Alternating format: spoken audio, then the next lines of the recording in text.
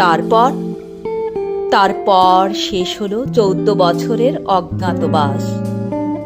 সে আমাকে দেখে ডুকরে উঠল, তুমি এমন বিবর্ণ কেন?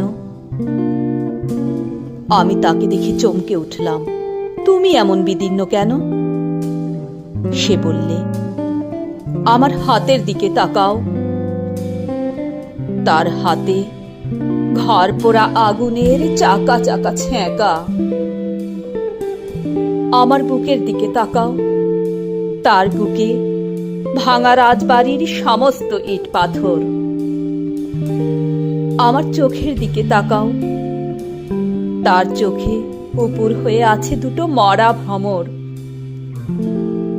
আমি ভিজে বাতাসের মতো জিজ্ঞেস করলাম, তোমাকে কাঙাল সাজালো কে?